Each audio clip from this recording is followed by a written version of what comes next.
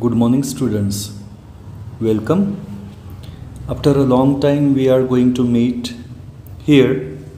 The next poem we are going to begin in our 12th English syllabus.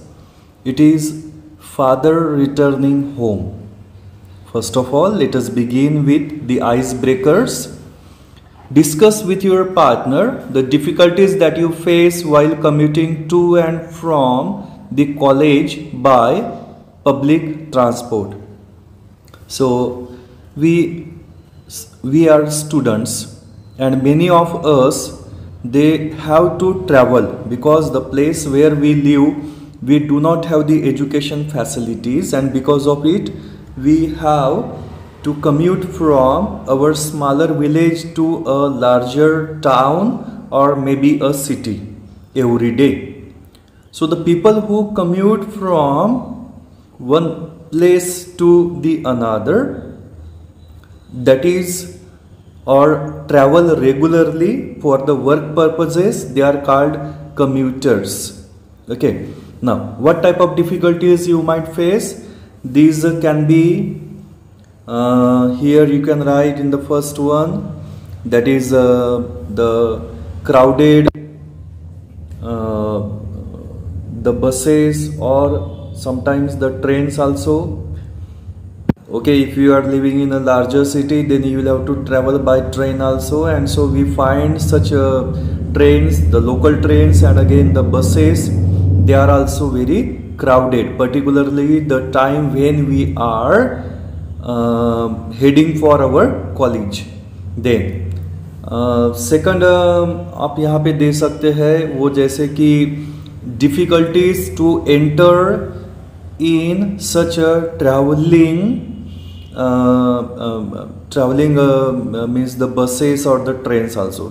It is very difficult because the place is very crowded, and make a way through that crowd is really a great cumbersome job for us.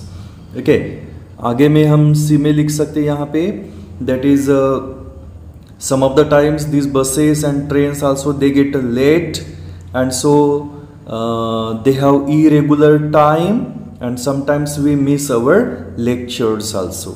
Okay, और एक चौथा एक आपको यहाँ पे दे सकते हैं कि जैसे हमको जल्दी तैयार होना पड़ता है, so we have to wake up early and get ready before the time.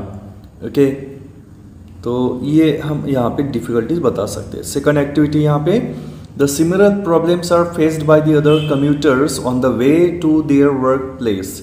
Imagine their plight and suggest 3 solutions.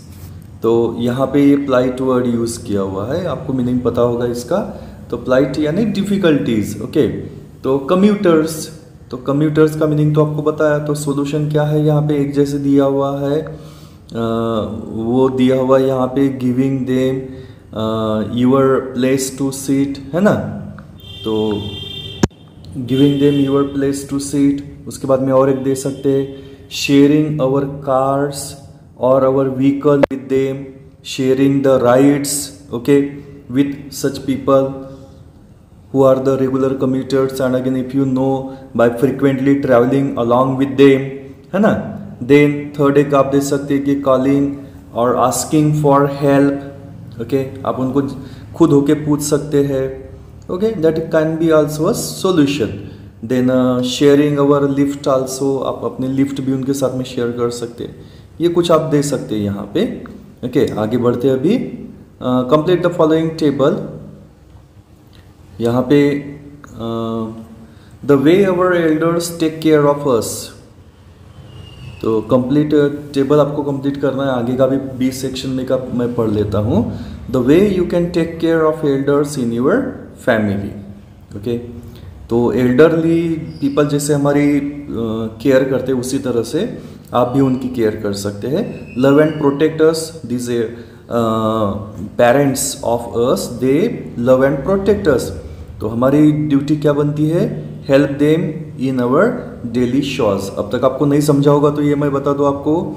ये जो ए वाला जो है यहाँ पे आपको बताया हुआ है कि the duties that our parents perform, और यहाँ पे हमारी रिस्पॉन्सिबिलिटीज है. ठीक है ना.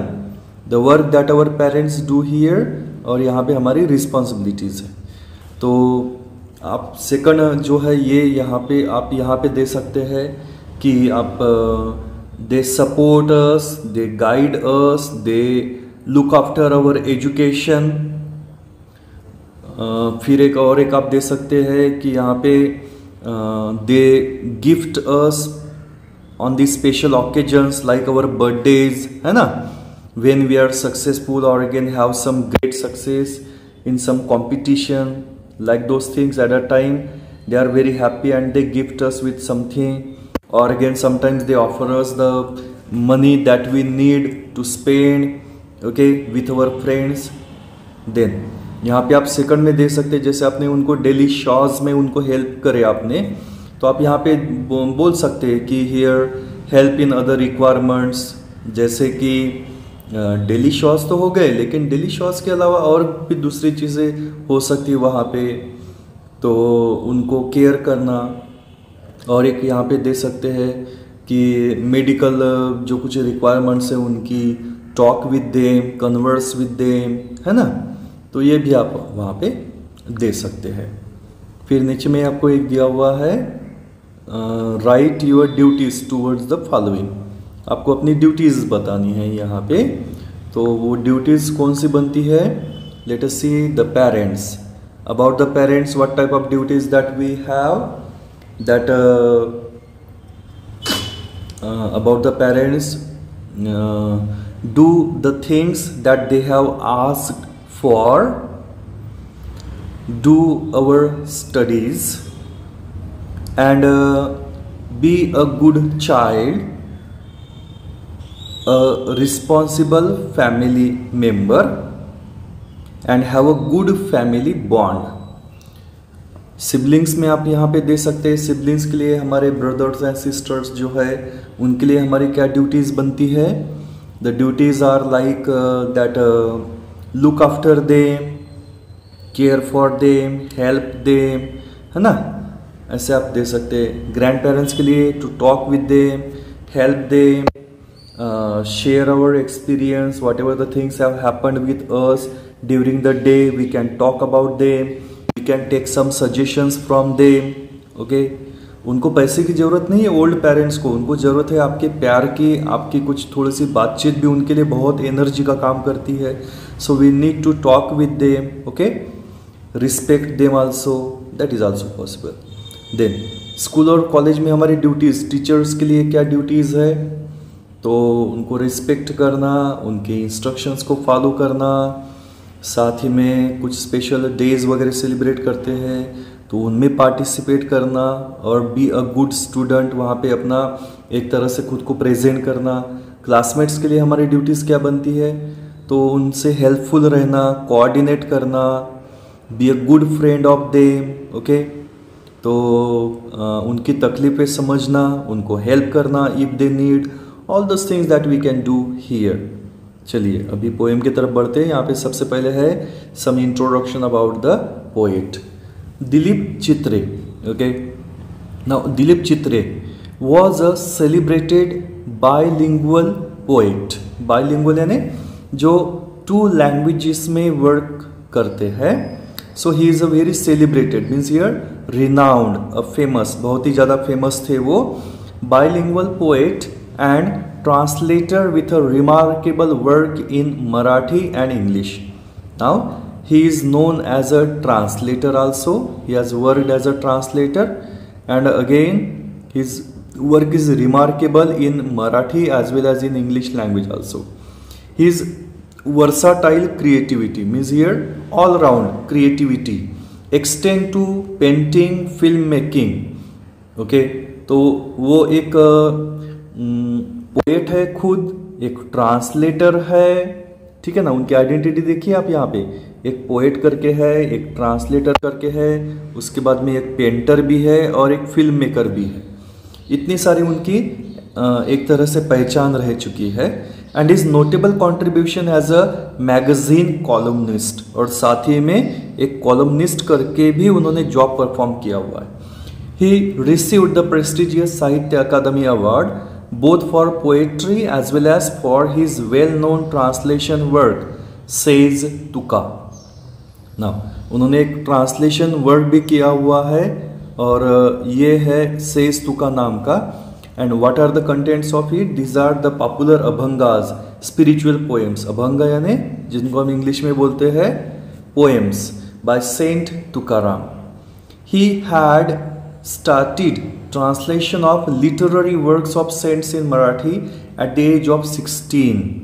उन्होंने अपने 16 साल की उम्र से इस तरह से ट्रांसलेशन का वर्क उन्होंने चालू किया था। Exile, alienation, self disintegration and death are observe to be the major themes of his works. तो उनके वर्क जो है, वर्क में खास करके उन्होंने जो राइटिंग के टॉपिक जो उनके रहे हैं वो है exile, alienation, self disintegration and death. ठीक है, द पोएम के बारे में। The poem is taken from Travelling in a cage.